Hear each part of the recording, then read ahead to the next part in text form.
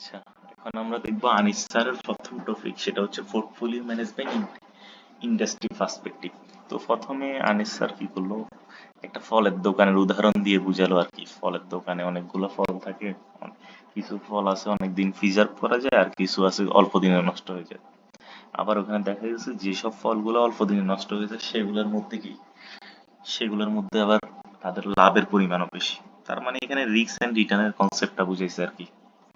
আমার যেখানে রিস্ক বেশি সেখানে রিটার্নও বেশি। আর উনি আরো বুঝাইছে যে কি, এখানে একজন ফল দোকানদার বিভিন্ন রকমের ফল রাখে, কারণ হচ্ছে গিয়ে কি, তার যে পোর্টফোলিওটা সেটাকে সে ডাইভার্সিফাইড করতে চাচ্ছে। এখন আমরা দেখবো হচ্ছে ইনস্টিটিউশনাল ইনভেস্টরের পোর্টফোলিও। বলতেছে why A diversified portfolio perspective, তারা ডাইভার্সিফাইড পোর্টফোলিও কেন মেনটেন করে, আর এটা পার্সপেক্টিভটা দেখাচ্ছে। পার্সপেক্টিভ বলতে বোঝাচ্ছে যে কি, মানে এর ক্যারেক্টারিস্টিক্স গুলা কি কি পোর্টফোলিও যখন আমরা গঠন করি। তো এখন হচ্ছে প্রথম যে রিজনটা, আমরা যে পোর্টফোলিও গঠন করি সেটা প্রথম রিজনটা হচ্ছে অ্যাভয়েডিং ডিজাস্টার। ডিজাস্টার মানে হচ্ছে কি, আমি যদি কোনো আমার সকল টাকাগুলা যদি একটা খাতে ইনভেস্ট করি, ওই শেয়ার ভ্যালু যদি জিরো হয়ে যায়, তাহলে আমার কি হলো, সকল টাকা আমি হারাই ফেললাম। কিন্তু আমি যদি বিভিন্ন জায়গায় ইনভেস্ট করি, তাহলে এমন হওয়ার সম্ভাবনা খুব কম যে কি সবগুলা স্টকের বা যেখানে ইনভেস্ট করি আর কি তার ভ্যালু জিরো হয়ে যাবে। যেমন এমন দেখা গেছিল 1990 থেকে 2000 দিকে, যখন হচ্ছে গিয়ে এনরন কোম্পানি ছিল। এনরন কোম্পানি তাদের এমপ্লয়ীদের একটা মানে কি ইনভেস্ট করার অপশন দিচ্ছে আর কি। তো ওই ইনভেস্টের উপর তারা 27% করে রিটার্ন দিচ্ছে। আর তখন S&P 500 এর রিটার্ন ছিল 13%। তো স্বাভাবিকভাবে এনরনের কি রিটার্নটা বেশি। এনরনের রিটার্নটা বেশি, এই জন্য কি হইলো, এই জন্য তো সবাই যদি এখন এনরনে ইনভেস্ট করতো, তাহলে কি হতো, এনরনের রিটার্ন বেশি, কিন্তু একটা সময় পর দেখা গেছে এনরনের একটা কেস স্ক্যান্ডাল ধরা খাইছে। এই ধরা খাওয়ার পর হইল গিয়ে এনরনের স্টকের প্রাইস হয়ে গেল 0 টাকা করে। তার মানে তখন আমি যে তার সব টাকাগুলো এনরন ইনভেস্ট করতে, তার ভ্যালু একদম জিরো হয়ে গেছে। আর তখন কিন্তু আমার যে যারা S&P 500 এ ইনভেস্ট করছে তাদের ভ্যালু ঠিকই কন্টিনিউ ছিল। তারপর সেকেন্ড যে ইয়াটা, সেটা হচ্ছে রিডিউস রিস্ক। আমরা স্বাভাবিকভাবে জানি, যখন আমরা কি পোর্টফোলিওতে ইনভেস্ট করি, মোট কথা বিভিন্ন অ্যাসেটে ইনভেস্ট করি, তখন আমার কি রিস্কটা কমে যায়। আচ্ছা, এখন আরো কিছু বিষয় আছে, এগুলোকে ডিরেক্টলি বলা যায় না যে কেন রিজন গুলা পোর্টফোলিওতে ইনভেস্ট করার। এখানে বলতেছে কম্পোজিশন ম্যাটার। এখন বলতেছে আমি যে এখন বললাম যে কি পোর্টফোলিওতে ইনভেস্ট করলে রিস্ক কমে যাচ্ছে, ডিজাস্টার হওয়ার সম্ভাবনা কমে যাচ্ছে, এটা সবসময় সত্যি না। বা এটা এটা সবসময় সত্যি না, কারণ হচ্ছে এই জন্য যে আমি আমার কম্বিনেশনটা এমন ভাবে করতে হবে যাতে করে আমার কি হয়, রিস্ক কমে, রিটার্ন বাড়ে, বা রিস্ক এন্ড রিটার্নের মধ্যে ভালো একটা ট্রেড অফ হয়। বা রিস্ক আগের মতোই আছে, রিটার্ন বাড়তেছে, বা রিটার্ন আগের মতোই আছে, রিস্ক কমতেছে, এরকম একটা ট্রেড অফ হচ্ছে। মোট কথা এখানে কম্পোজিশন ম্যাটার করতেছে। 4 নাম্বার হচ্ছে not necessarily provide downside protection. মানে হচ্ছে গিয়ে, যখন আমরা শেয়ারে মানে হচ্ছে গিয়ে যখন আমরা এরকম মানে পোর্টফোলিওতে ইনভেস্ট করব, তখন এটা যে ডাউনসাইড প্রোটেকশন দিবে এটা সবসময় বলা যায় না। ডাউনসাইড প্রোটেকশন বলতে বোঝাচ্ছে, যেমন এনরনের শেয়ার প্রাইস একদম জিরো হয়ে গেছে, মানে কেউ ইনভেস্ট করলে তার ভ্যালু জিরো হয়ে গেল, মানে তার যে ওয়েলথের ভ্যালু ছিল সেটা জিরো হয়ে গেছে। এখন বলতেছে অন্য জায়গায় ইনভেস্ট করেও, মানে আমি এরকম পোর্টফোলিওতে ইনভেস্ট করলে ওটার ভ্যালু জিরো হইতে পারে যদি ওভারঅল মার্কেটটা কি করে, খারাপ করে। ঠিক আছে। আচ্ছা, এখন হচ্ছে গিয়ে তারপর হচ্ছে modern portfolio theory. Modern portfolio theory হচ্ছে আমরা মানে ছোট কথায় বলতে গেলে, মডার্ন পোর্টফোলিও থিওরি হচ্ছে গিয়ে আমরা বইতে যেরকম মানে পোর্টফোলিওটা শিখি, আমরা যে থিওরিটিক্যালি যে পোর্টফোলিও গুলো শিখি সেগুলোতে আমরা কি করি, আমরা ইনভেস্ট করি হচ্ছে যে মানে একদম অপটিমাল অ্যাসেটে, যে অ্যাসেটে ইনভেস্ট করলে আমাদের রিটার্ন সর্বোচ্চ, রিস্ক কম। মোট কথা হচ্ছে যেটা একজন ইনভেস্টরের জন্য ভালো হবে সেটাতে ইনভেস্ট করা হয়। এখানে কোনো কি করা হয় না, মানুষের কোনো ফিলিংস কে চিন্তা করা হয় না মডার্ন পোর্টফোলিও থিওরিতে। এখন হচ্ছে গিয়ে এটার আর একটু ডিসকাশন। বলতেছে মডার্ন এমপিটি মানে হচ্ছে modern portfolio theory is based on normative Notion.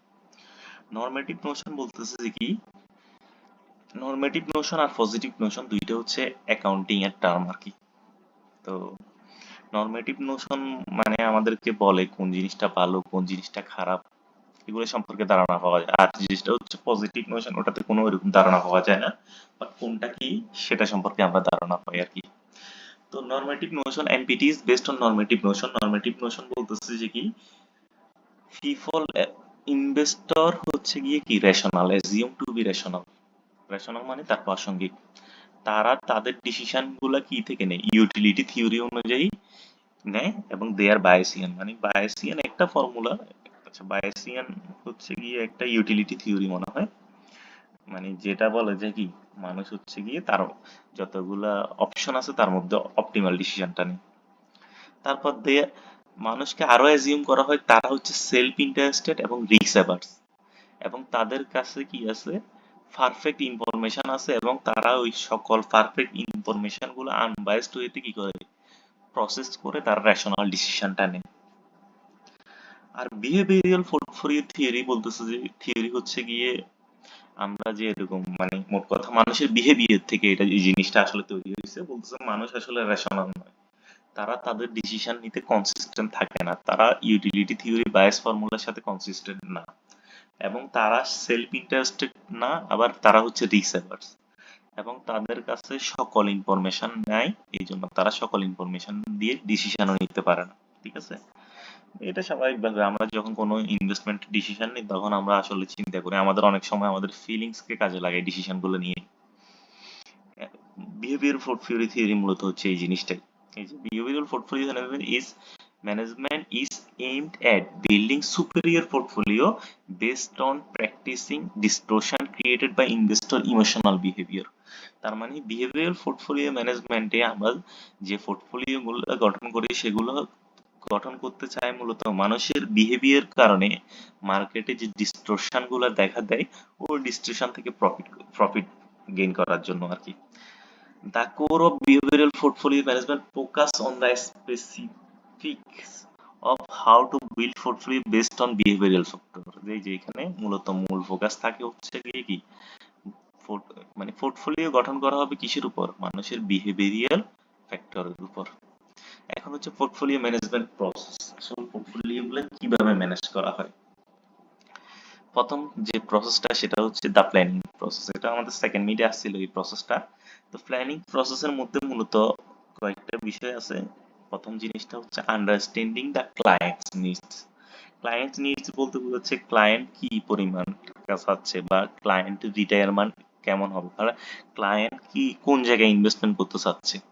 তো এই ক্লায়েন্টকে আন্ডারস্ট্যান্ড করার সময় দেখতে হয় ক্লায়েন্টের রিটায়ারমেন্ট প্ল্যান কি, তার কি রিটায়ারমেন্টের পর কত টাকা পাবে, তার রিস্ক টলারেন্স কেমন, তার লিকুইডিটি নিড কেমন। লিকুইডিটি নিড মানে হচ্ছে তার অল্প সময় বা নির্দিষ্ট সময় পর কত টাকা দরকার। রিস্ক টলারেন্স বলতে বোঝাচ্ছে সে কতটুকু রিস্ক নিতে পারবে। তারপর preparation of N investment policy statement. Investment policy statement মানে হচ্ছে গিয়ে যখন আমরা যেরকম ডাক্তারের কাছে গেলে ডাক্তার প্রথমে আমাদের মানে রোগের কথাটা শুনে সে অনুযায়ী প্রেসক্রিপশন দেয়, সেম ভাবে আমি যখন কোনো একজন ইনভেস্টর বা ইনভেস্টমেন্ট ম্যানেজারের কাছে বা ব্রোকারের কাছে যদি আমার ইনভেস্ট করার জন্য যাই, সে কি করবে আমার থেকে বিভিন্ন ইনফরমেশন নিবে। ঠিক, এই যে তো এই যে যে বিভিন্ন ইনফরমেশন গুলো নিবে সেগুলো মূলত লেখা থাকে হচ্ছে গিয়ে কিসে, এই ইনভেস্টমেন্ট পলিসি স্টেটমেন্টে। তার মানে প্রথম স্টেপসে এই জিনিসটাও করা হয়। এখানে মূলত ক্লায়েন্টের ইনভেস্টমেন্ট অবজেক্টিভ কি, ক্লায়েন্টের কনস্ট্রেন্ট কি কি আছে, তার নিড কি কি, এসব জিনিসগুলা এখানে লেখা থাকে। তো এটা সম্পর্কে আমরা যে টপিক 4 আছে ওটাতে একদম বিস্তর আলোচনা করব, সো এখানে আর কিছু বলতেছি না। সেকেন্ড যে স্টেপটা সেটা হচ্ছে এক্সিকিউশন স্টেপ। এই যে ক্লায়েন্ট সম্পর্কিত বিভিন্ন যে তথ্য নিছে এই তথ্য অনুযায়ী আবার কি করা হবে, ওই যে আমার পোর্টফোলিওটা গঠন করা হবে। তো গঠন করতে হলে আমার কি করতে হবে, বিভিন্ন অ্যাসেটে ইনভেস্ট করতে হবে, তাইলে প্রথমে করা হয় মূলত হচ্ছে অ্যাসেট অ্যালোকেশন। অ্যাসেট অ্যালোকেশন মানে হচ্ছে গিয়ে যেমন অ্যাসেট বলতে বোঝাচ্ছে যেমন কিছু থাকে হচ্ছে গিয়ে ইকুইটি থাকে, কিছু থাকে ডেট থাকে, কিছু থাকে মানি মার্কেট সিকিউরিটি, ইকুইটির মধ্যে পাবলিক ইকুইটি থাকে, প্রাইভেট ইকুইটি থাকে। তো অ্যাসেট অ্যালোকেশন বলতে বোঝাচ্ছে যে ওই ইনভেস্টরের যে নিড গুলো আছে সে অনুযায়ী কোথায় কতটুকু ইনভেস্ট করা হবে। সেকেন্ড হচ্ছে সিকিউরিটি অ্যানালাইসিস। সিকিউরিটি অ্যানালাইসিস হচ্ছে গিয়ে এখন তার নিডের মধ্যে সাপোজ ইকুইটিতে সে 40% ইনভেস্ট করবে তার যে টোটাল অ্যামাউন্ট, তো 40%-এর মধ্যে তো কোন কোন সিকিউরিটিতে ইনভেস্ট করবে, মার্কেটে তো হাজার হাজার লক্ষ লক্ষ কি সিকিউরিটি আছে, কোনটাতে ইনভেস্ট করবে, এই যে তখন মূলত সিকিউরিটি অ্যানালাইসিস করা হয়। সিকিউরিটি অ্যানালাইসিস করে কি করা হয়, আন্ডার ভ্যালুড সিকিউরিটি কে সিলেক্ট করা হয় এবং সেগুলাতে ইনভেস্ট করা হয়। এরপর হচ্ছে পোর্টফোলিও কনস্ট্রাকশন, এইভাবে বিভিন্ন সিকিউরিটিতে ইনভেস্ট করার মাধ্যমে কি হয়, পোর্টফোলিওটা গঠন হয়। এবার হচ্ছে দ্য লাস্ট স্টেপ, সেটা হচ্ছে দ্য ফিডব্যাক স্টেপস। এখানে মূলত কি করা হয়, পোর্টফোলিওটা মনিটর এন্ড রিব্যালেন্সিং করা হয়। মনিটর মানে হচ্ছে গিয়ে পোর্টফোলিওটা যে ক্লায়েন্টের যে নিড অনুযায়ী তৈরি করা হয়েছে সেই অনুযায়ী যাচ্ছে কিনা সেটা দেখা, রিভিউ করা, আর যদি সে অনুযায়ী না যায় তাহলে রিব্যালেন্স করা। এখন সাপোজ ইনভেস্টর চাইলো যে তার টোটাল যে পোর্টফোলিও ওয়েলথ আছে তার 40% ইকুইটিতে যাবে। এখন দেখা গেল যে কি, মানে সাপোজ 1 মাস পরে এটাকে আবার রিভিউ করে দেখা গেল যে কি তার আসলে ভ্যালু, যে টোটাল ভ্যালু আছে তার মধ্যে হয়তো ইকুইটির মধ্যে 30% আছে, মানে মোট কথা যে ইনভেস্ট করছি তা কমে 30% চলে আসছে। তাকে কি করতে হবে, তাহলে তখন ওই সিকিউরিটি গুলাকে অন্য জায়গা থেকে বিক্রি করে ইকুইটিতে ইনভেস্ট করে রিব্যালেন্স করতে হবে। তারপর হচ্ছে পারফরম্যান্স মেজারমেন্ট এন্ড রিপোর্টিং। এরপর হচ্ছে কি এই যে যে সিকিউরিটিটা গঠন করছে সে সে সিকিউরিটিটা আমার যে নিডটা আছে সেই অনুযায়ী পারফর্ম করতেছে কিনা সে সেই হিসাবে আবার কাকে, আমার যে ইনভেস্টর তাকে কি করা, রিপোর্ট করা। ঠিক আছে। আচ্ছা, এখন হচ্ছে টাইপ অফ ইনভেস্টর। ইনভেস্টর কয় ধরনের হয়, প্রধানত বলতে গেলে দুই ধরনের হয়, একটা হচ্ছে ইন্ডিভিজুয়াল ইনভেস্টর আর একটা হচ্ছে institutional investor. Individual institution investor মানে তো বুঝি সাধারণ যে পাবলিক গুলা যে ইনভেস্ট করে। আর ইনস্টিটিউশনাল ইনভেস্টরের মধ্যে অনেকগুলো ক্যাটাগরি আছে, যেমন হচ্ছে ডিফাইন্ড বেনিফিট পেনশন প্ল্যান। যেমন হচ্ছে বিভিন্ন যে কোম্পানিগুলো আছে তারা কি করে তাদের কর্মীদেরকে তাদের রিটায়ারমেন্ট শেষে একটা কি একটা লামসাম অ্যামাউন্ট দেয়। লামসাম যে অ্যামাউন্ট দেয়, তো সেটাতে কি করা হয়, সেটাতে সেটাতে হচ্ছে গিয়ে সে- সেটার জন্য তার মানে যে লামসাম যে অ্যামাউন্টটা দিতে হয় তার জন্য কি করে ওই কোম্পানিটা একটা নির্দিষ্ট অ্যামাউন্ট করে কি করে জমা করে। তো জমা করে এই টাকাটা তো আর তার কাছে রেখে দিবে না, সে কি করে দেয় এই টাকাটা ইনভেস্ট করে দেয়। এই যে এরকম একটা হচ্ছে কি ডিফাইন্ড বেনিফিট পেনশন প্ল্যান, এটাতে হচ্ছে কি কত টাকা দেওয়া হবে সেটা ডিফাইন্ড থাকে। সেম ভাবে আরেকটা আছে, সেটা হচ্ছে গিয়ে ফিউচার বেনিফিট, ফিউচার বেনিফিট, আচ্ছা সরি,